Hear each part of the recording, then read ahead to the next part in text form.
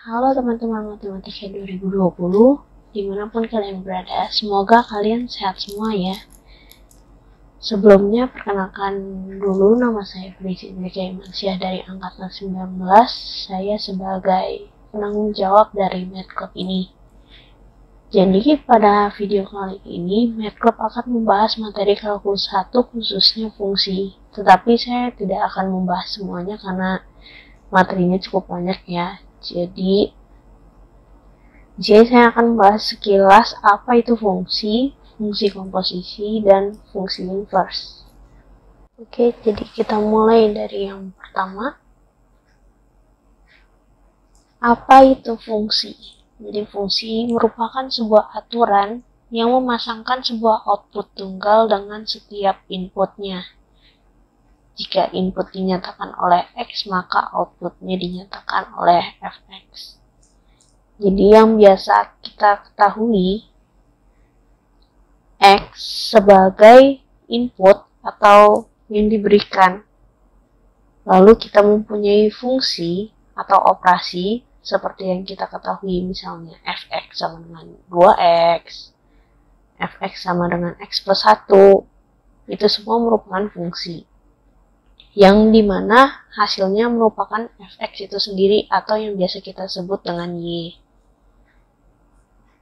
Mungkin untuk lebih jelasnya bisa dilihat dari contoh. Misalkan saya punya himpunan X di sini, himpunan X, lalu kita mempunyai himpunan Y. Oke. Jadi di sini saya misalkan di dalam himpunan X saya mempunyai min 1, 1 dan 3. Kemudian dalam Y saya mempunyai 1 dan 9. Ketika saya lakukan melewati si anggota dari X ini melalui fungsi si Fx, maka dia akan memiliki output sebagai berikut. Jadi input kita min 1 di sini akan mengeluarkan output 1. Input 1 dapat mengeluarkan output 1, kemudian 3 dengan outputnya 9. Mungkin kalau misalnya kalian kurang yakin bagaimana sih membedakan suatu operasi atau sebuah aturan itu merupakan fungsi atau bukan. Cara melihatnya cukup mudah.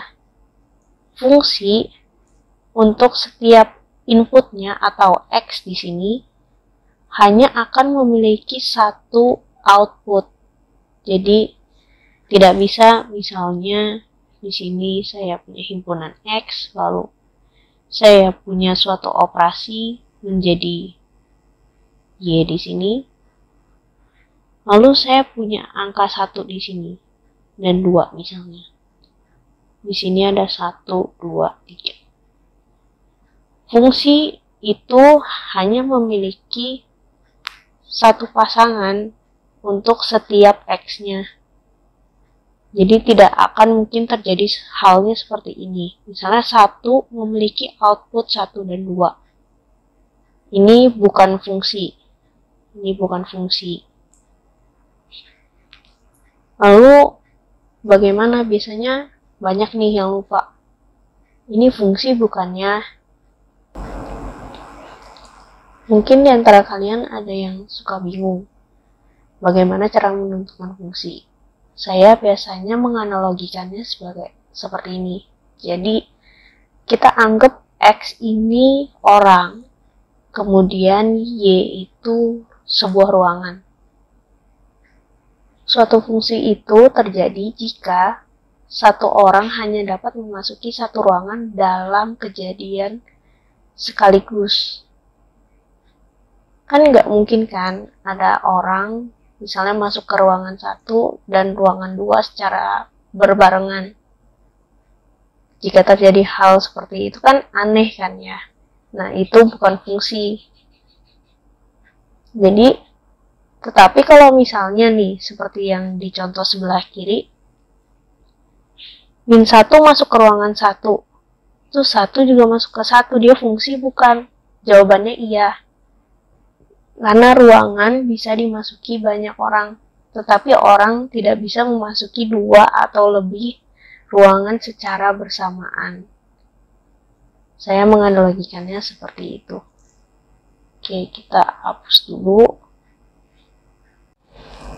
Biasanya himpunan X ini kita sebut dengan domain. Sedangkan himpunan Y yang di sebelah kanan ini kita sebut kodomain. Ini maaf ya kalau misalnya tulisan saya tidak terlalu bagus. Mungkin semoga terbaca aja sih. Oke, jadi domain ini merupakan himpunan semua input yang diperoleh, alias anggota-anggotanya ini adalah domain. Lalu kodomain adalah himpunan semua output dari semua X yang berada di domain. Kodomain ini juga biasanya disebut sebagai range. Nah, domain dan kodomain ini biasa kita singkat, misalnya domain F. F-nya ini indeks ya. Lalu kodomain ini biasa kita tulis R. Coba kita pakai contoh yang lainnya.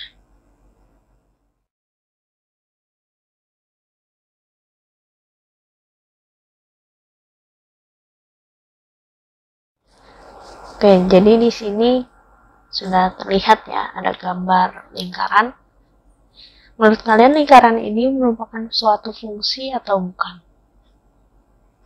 Ya, jawabannya bukan ya, teman-teman. Mungkin ada yang sudah tahu kalau lingkaran ini bukan suatu fungsi, mungkin juga ada yang belum. Masa sih lingkaran itu bukan fungsi? Ini aku kasih buktinya ya. Jadi kita di sini ambil domainnya adalah X. Lalu saya misalkan di sini titik 2, lalu di sini min 2, jadi lingkaran berdiameter 4 satuan ya.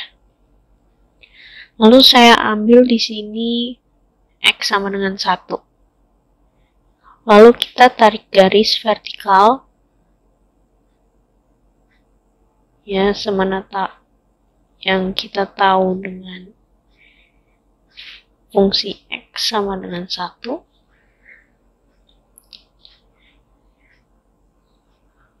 Garis X sama dengan 1. Lalu di sini terlihat jelas ya, dari garis X sama dengan 1 ini kita mendapatkan 2 titik hasil dari X. Mungkin aku ganti warna merah biar kelihatan. Jadi kita mendapatkan 2 titik hasil dari X sama dengan 1. Sedangkan ini melanggar definisi dari fungsi tersebut yang mengatakan bahwa sebuah input akan hanya memiliki sebuah output alias output tunggal. Sedangkan pada lingkaran ini kita mendapati input 1 mendapatkan 2 output, ya di mana 2 titik merah ini. Kalau misalnya lingkaran ini kita partisi nih, kita bagi pada bidang X seperti ini, apakah garis tengah lingkaran pada kuadran 1 dan 2 ini dapat disebut sebagai fungsi? Jawabannya iya. Bagaimana cara menuliskannya? Seperti yang kita tahu, kita memiliki rumus lingkaran di mana X kuadrat ditambah Y kuadrat sama dengan 4 di sini ya. Karena R-nya 2, jadi R kuadratnya 4 ya. Lalu kita pisahkan antara X dan Y-nya. Karena X-nya merupakan input. Jadi kita akan membuat menjadi persamaan Y sama dengan sesuatu. Bagaimana caranya? Di sini Y kuadrat sama dengan 4 dikurang X kuadrat. Karena di sini Y-nya masih berbentuk kuadrat, kita akarkan kedua ruas. Jadi di sini Y sama dengan akar dari 4 min X kuadrat. Jadi fungsi setengah lingkaran di kuadran 1 dan 2 adalah fx sama dengan akar 4 min X kuadrat. Seperti itu.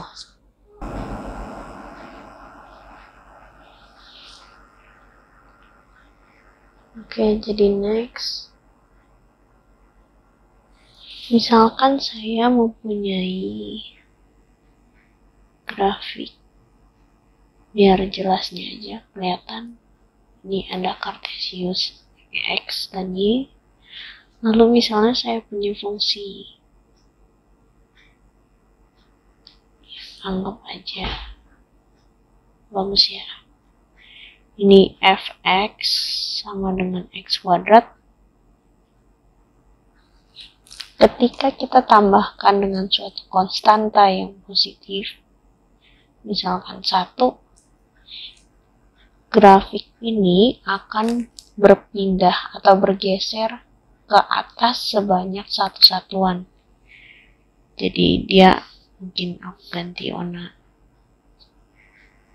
biru, jadi terlihat dia akan naik 1 satuan. Di sini fx X kuadrat plus 1, yang ini fx X kuadratnya.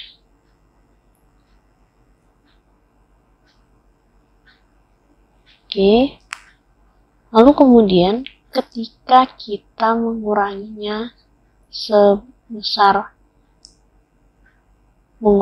dengan suatu konstanta, jadi saya misalkan dikurang 1, dia akan turun sebesar 1 satuan. Jadi dia akan berada di sini, dimana di sini fx dengan X kuadrat min 1.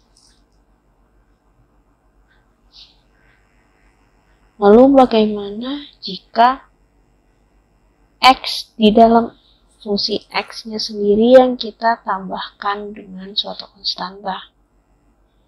Di sini saya hapus biar tidak terlalu penuh ya. Oke, biarkan X kuadratnya di sana sebagai perbandingan.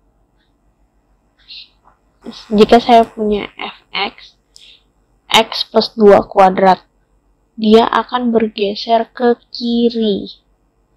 Ingat ya, kalau misalnya dia ditambah,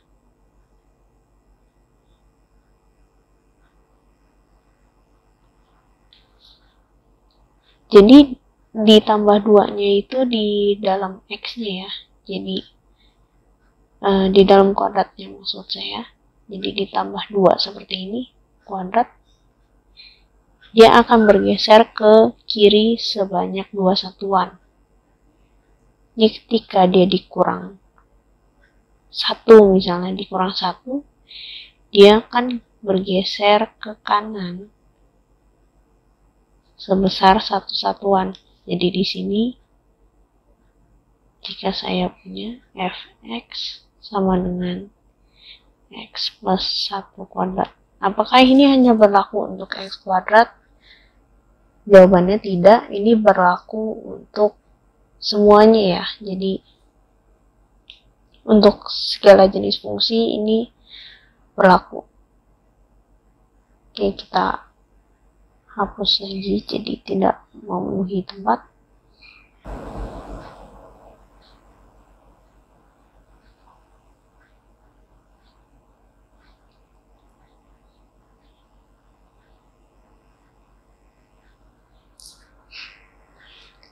Oke, berikutnya bagaimana kalau misalnya kita kalikan dengan min 1.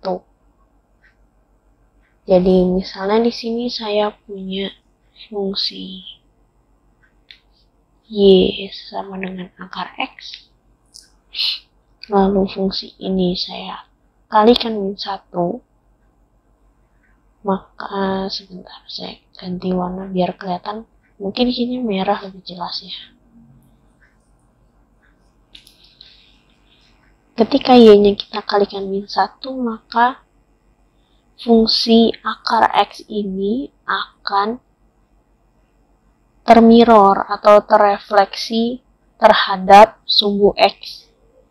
Jadi bentuknya persis, hanya dia di mirror saja terhadap sumbu x.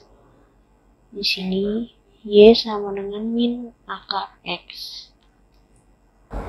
Sekarang bagaimana jika x-nya kita substitusikan dengan min x? Jadi di sini jika kita substitusikan x-nya dengan min x, maka grafik dari fungsi akar x ini akan termirror kan, atau terrefleksi terhadap sumbu y. Jadi bentuknya akan seperti ini. Bentuknya sama persis, hanya saja dimirrorkan atau dicerminkan terhadap sumbu y. Di sini y sama dengan akar min x, seperti itu. Lalu bagaimana kalau misalnya kita kalikan fungsi ini terhadap skala yang lain, atau suatu skalar di mana skalar itu berada di antara 0 sampai 1. Tentu saja fungsinya akan mengecil ya. Ketika 2 kita kalikan dengan setengah, karena setengah itu berada di antara 0 dan 1, itu akan menjadi setengahnya kan. Jadi ketika kita kalikan setengah di sini, fungsinya akan terbagi jadi seperti ini. Kurang lebih ya seperti itu. Gambar saya tidak terlalu presisi, tapi mungkin sedikit dapat memperlihatkannya. Lalu bagaimana kalau misalnya kita kalikan dengan angka suatu konstanta di atas 1? Misalkan saya kalikan dengan 2. Tentu saja fungsinya akan menjadi lebih tinggi ya, karena kan 1 dengan 2 lebih tinggi. Jadi dia akan lebih tinggi dari akar x. Seperti itu. Kurang lebih. Mungkin saya hapus dulu biar tidak terlalu penuh.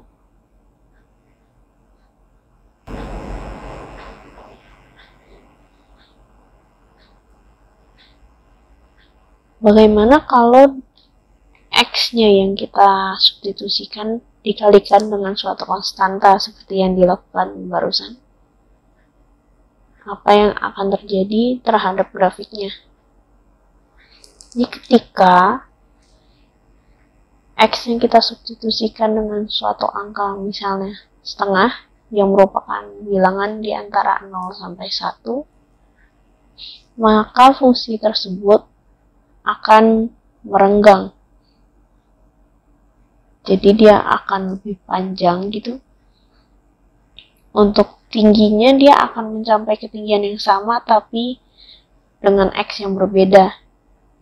Jadi misalkan di sini 2, lalu di sini 1, gitu, dengan ketinggian seperti ini, maka fungsinya akan seperti ini ya.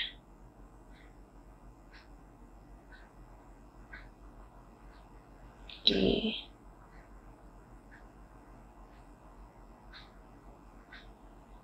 Tapi nanti fungsi ini bakal mencapai ketinggian yang sama dengan akar x, hanya saja fungsinya lebih renggang. Mungkin kita bisa melihatnya lebih mudah dengan fungsi kosinus mungkin ya, kosinus atau sinus yang beroksilasi, jadi kita bisa melihat kerenggangannya seperti apa. Oke, dengan fungsi kosinus ya. Oke, mungkin dengan fungsi kosinus, jadi di sini saya mempunyai Pi per 2, min Pi per 2, sorry. Di sini Pi per 2. Oke. Di sini 1. Lalu di sini min 1 gitu. Cos 0, 1.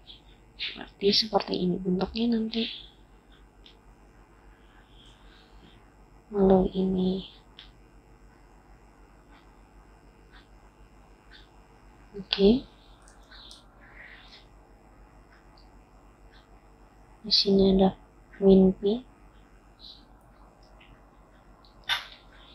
Oke, ketika fungsi ini merupakan fx sama dengan cos x. Ketika kita substitusikan dengan setengah x, jadi x ini kita ganti setengah x, maka fungsinya akan lebih landai.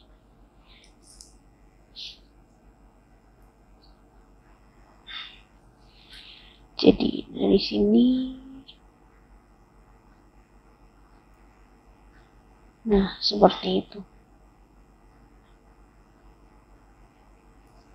Kurang lebih seperti ini. Jadi ketika dia sampai min Pi di sini, dia baru mencapai titik 0. Tidak seperti yang fungsi cos x, di mana pada saat min Pi per 2, kita sudah mencapai titik 0. Sudah mencapai Y sama dengan 0.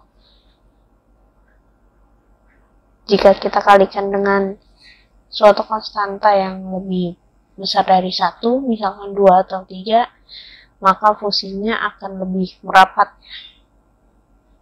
Jadi sebelum mencapai min per 2, misalkan di sini dan di sini, itu fungsinya sudah mencapai titik Y sama dengan 0.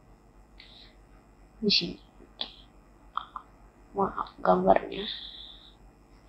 Jadi di sini seperti itu kurang lebih. Maafkan gambar yang tidak terlalu jelas, mungkin kalian bisa, semoga kalian bisa memahaminya ya. Oke, berikutnya kita memiliki yang namanya fungsi piecewise.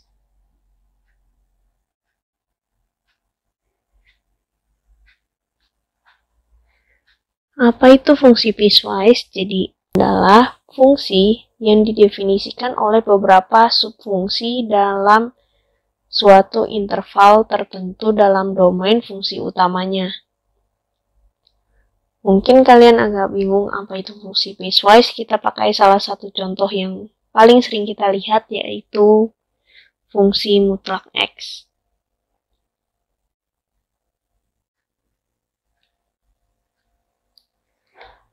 Mutlak X ini merupakan salah satu contoh paling sederhana dari fungsi piecewise. Seperti yang kita tahu bahwa fungsi mutlak X itu seperti ini ya teman-teman.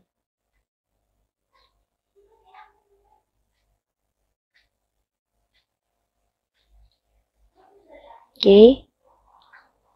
Fungsi mutlak X ini kita dapat bentuk, mungkin saya ganti warnanya dulu.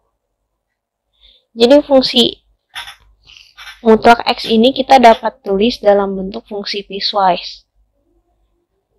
Seperti yang kita tahu untuk garis ini, Ini merupakan Y sama dengan X. Kemudian ini merupakan Y sama dengan min X. Nah, fungsi mutlak X ini kita akan bagi dua dalam dua interval, yaitu untuk 0 sampai tak hingga dan untuk 0 sampai min tak hingga. Oke. Maka fungsi piecewise dari mutlak X adalah fx. Dia akan berfungsi X untuk interval X lebih dari sama dengan 0. Sedangkan dia akan bernilai min X ketika X lebih kecil dari 0.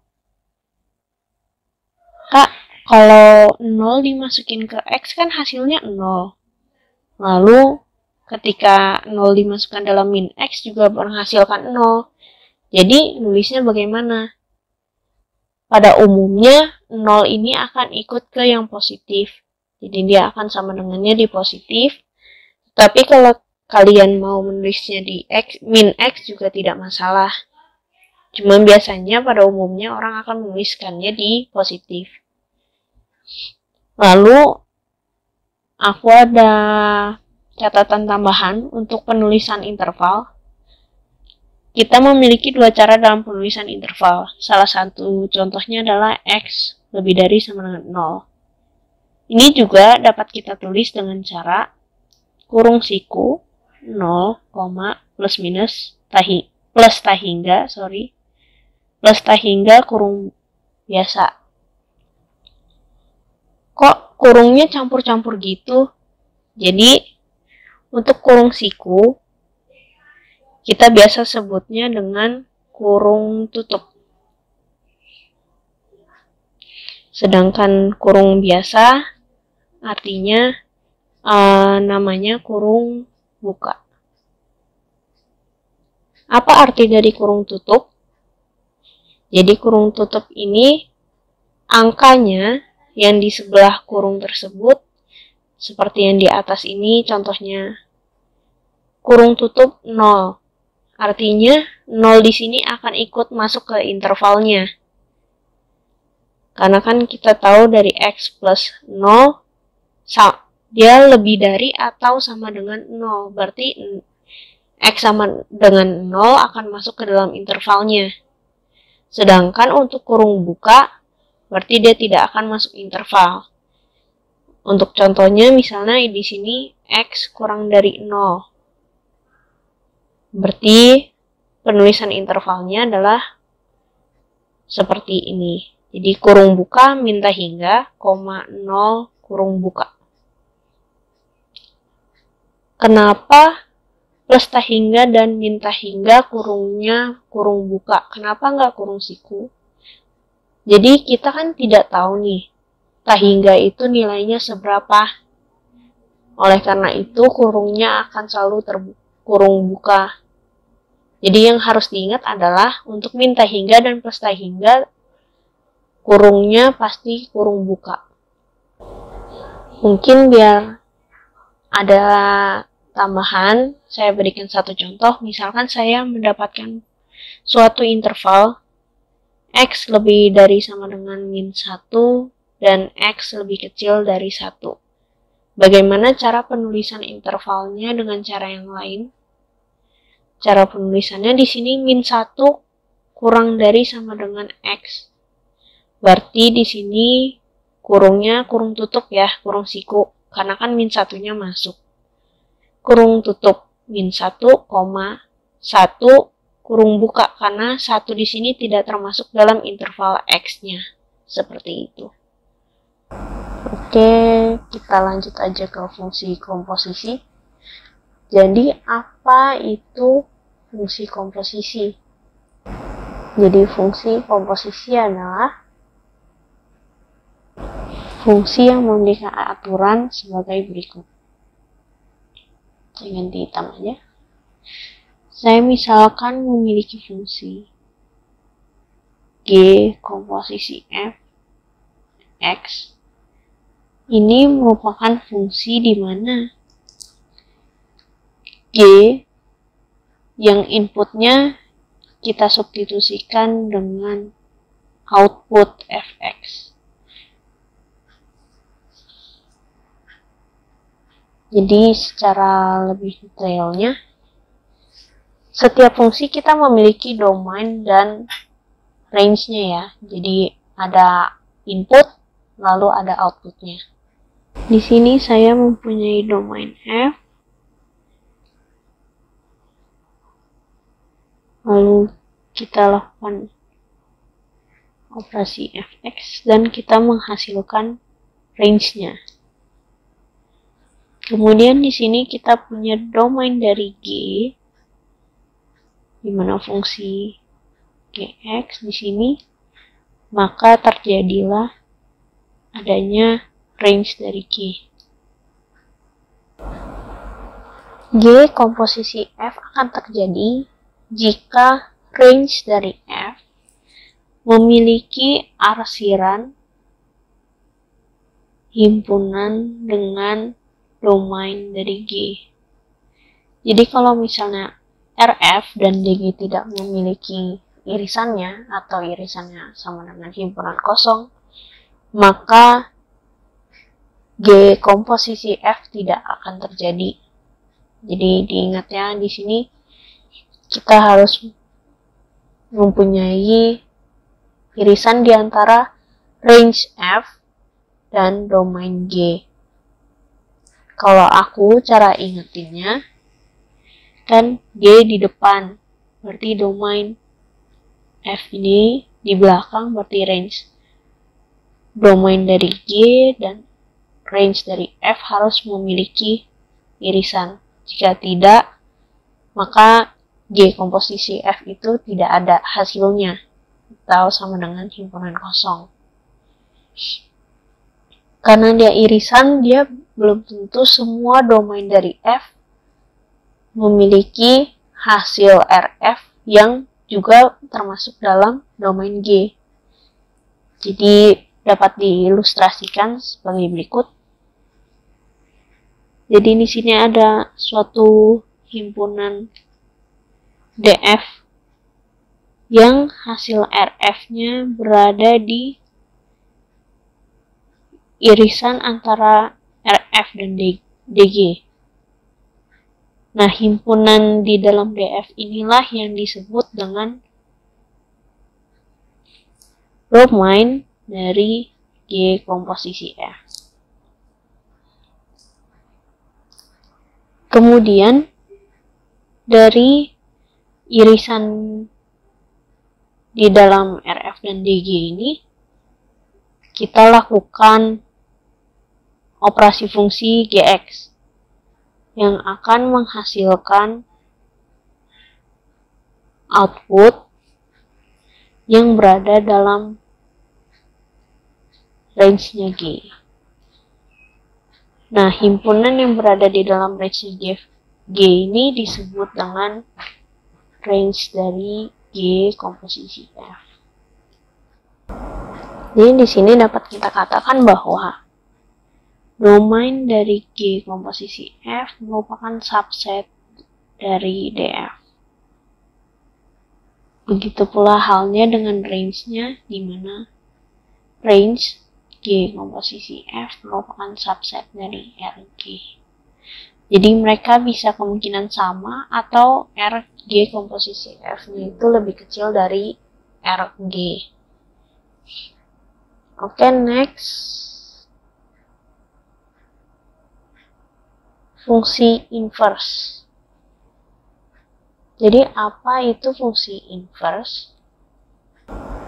Notasi dari fungsi inverse adalah f pangkat min 1 seperti ini.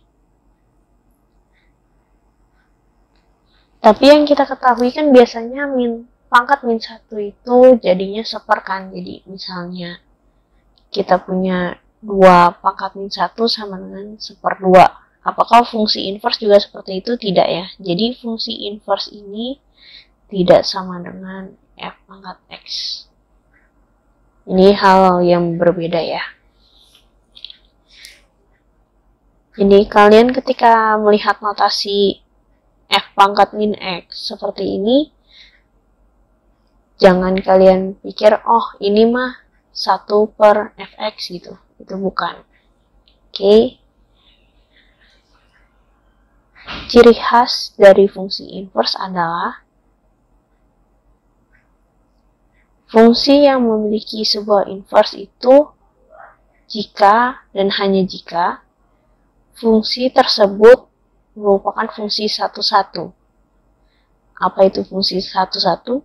Jadi, nilai Y tidak memiliki dua input yang sama. Jadi, misalkan dengan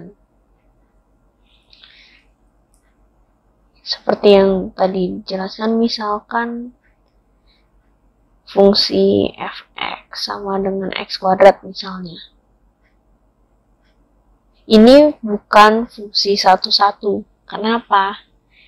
Karena ketika kita garis horizontal seperti ini, lalu kita menemukan 2 titik potong, maka itu bukan fungsi satu-satu. Jika fungsinya seperti x kuadrat ini, maka dia tidak memiliki fungsi inverse. Karena, kenapa tidak bisa?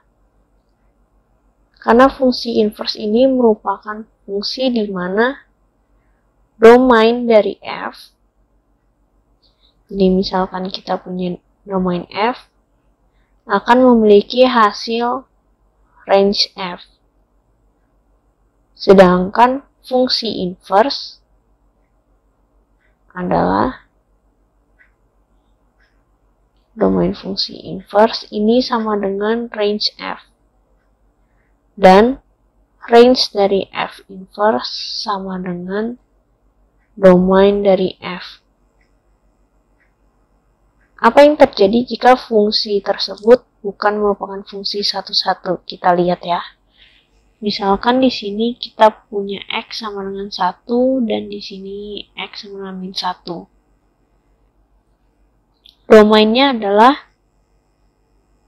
Domainnya dari f ini adalah 1 dan min 1 dan 1. Oke.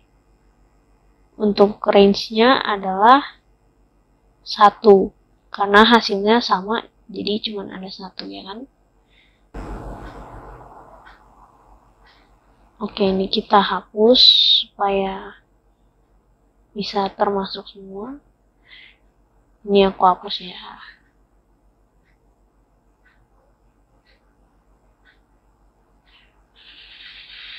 Ini juga karena seharusnya kalian bisa mengetahuinya.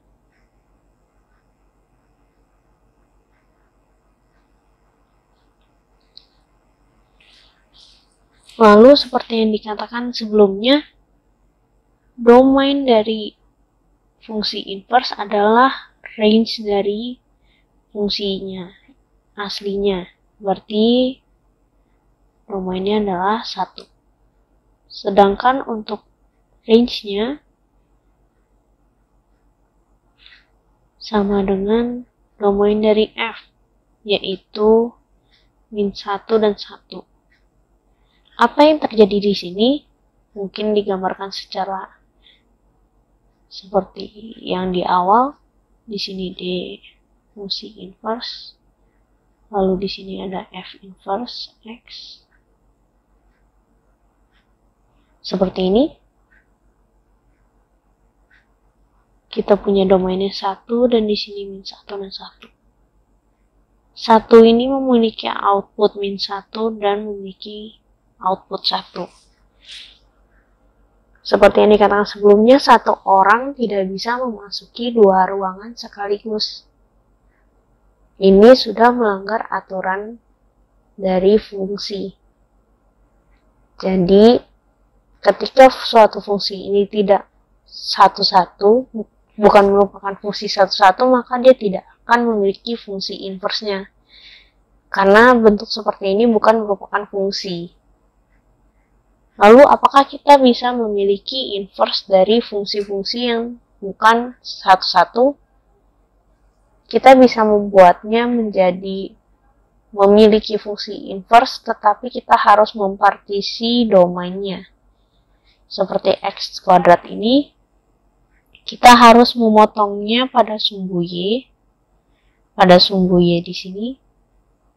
Jadi kita ambil range-nya, domainnya dari 0 sampai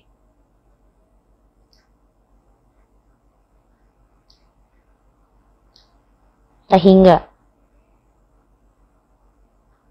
Oke. Nah, pada saat seperti ini maka domain min 1 di sini akan hilang. Sehingga terjadilah fungsi 1,1. Seperti itu kurang lebih.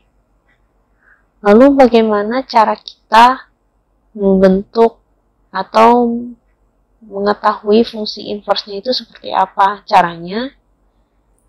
Ini kita hapus dulu. Jadi misalkan saya punya fungsi fx sama dengan x pangkat 3 plus 1. Jadi kita misalkan fx di sini menjadi y sama dengan x pangkat 3 plus 1. Kemudian kita harus mengubah bentuk fungsi ini menjadi x sama dengan sesuatu. Di sini kan kita bentuknya y sama dengan sesuatu. Kali ini untuk mencari inverse-nya kita akan mencari x sama dengan suatu fungsi. Bagaimana caranya? Jadi 1 ini kita pindah ruas, jadi y min 1 sama dengan x pangkat 3. Karena ada pangkat 3, kita akar pangkat 3. Jadi akar pangkat 3 dari y min 1 sama dengan x. Karena sudah terbentuk x sama dengan sesuatu, maka kita kembalikan fungsinya. Jadi f inverse x sama dengan akar 3 dari x min 1. Ini adalah fungsi inverse-nya dari x pangkat 3 plus 1. Jadi bentuknya itu bukan f pangkat min 1. Bentuknya tidak seperti ini ya, teman-teman. Kalau seperti ini salah. Oke, jadi pada fungsi inverse ini mungkin ada pertanyaan, apakah fungsi trigonometri juga memiliki inverse? Tentu saja jawabannya tidak kalau tidak dipartisi. Jadi seperti yang kita lihat, ini merupakan fungsi yang sebelah kiri ini. Sebelah kiri merupakan fungsi dari sin. Jika fungsi sin secara berkelanjutan seperti ini, maka fungsi tersebut tidak akan memiliki inverse. Karena jika kita tarik garis lurus di sembarang seperti ini secara horizontal, maka akan muncul beberapa titik yang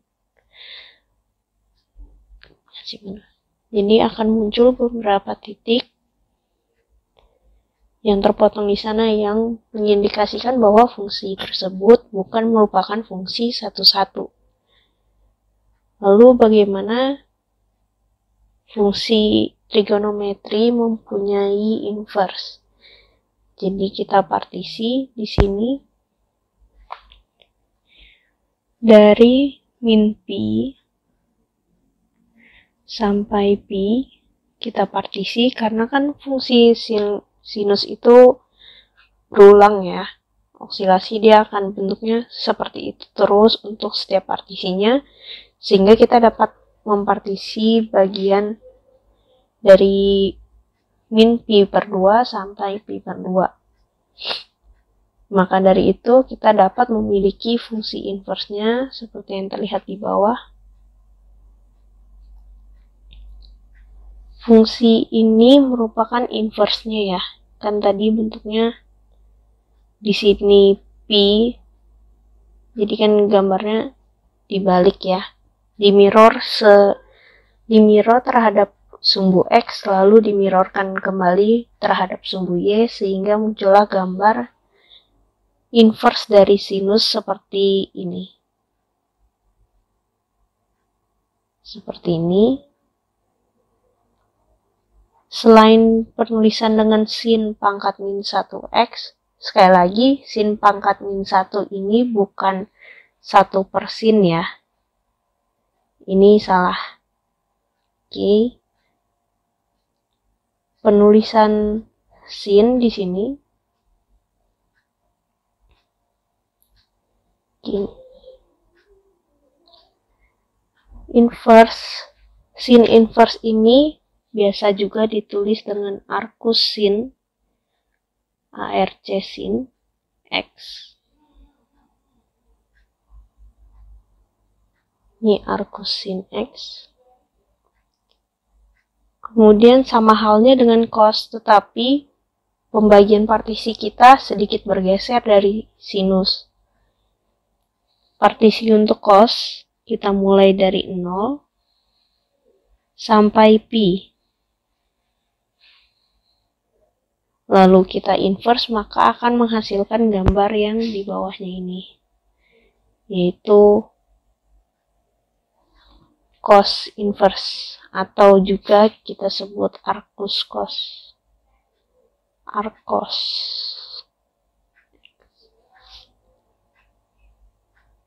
Begitu pula dengan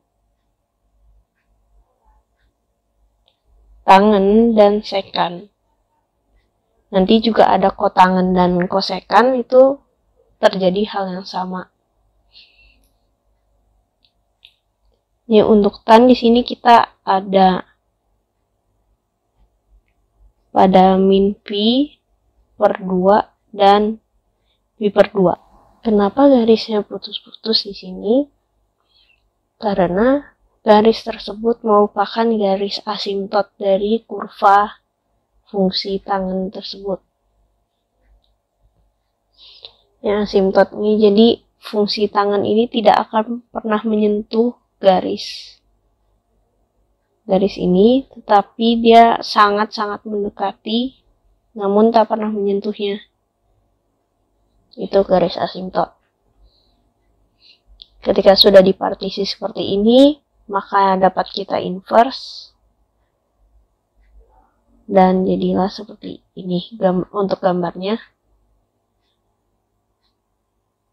Ini juga bisa ditulis arcus tangen. Sama halnya pula dengan sekan dan kosekan, kotangen juga gitu. Nah, sekian dulu ya video pembahasan untuk Math Club minggu ini. Aku minta maaf nih kalau misalnya ada banyak kekurangan dalam video pembahasan ini. Jika kalian berminat untuk berdiskusi mengenai materi kuliah, kalian bisa langsung join ke grup WA menggunakan link ini ya. Terima kasih sudah menonton video pembahasan ini. Semoga membantu kalian dalam memahami materi fungsi. Sampai jumpa minggu depan.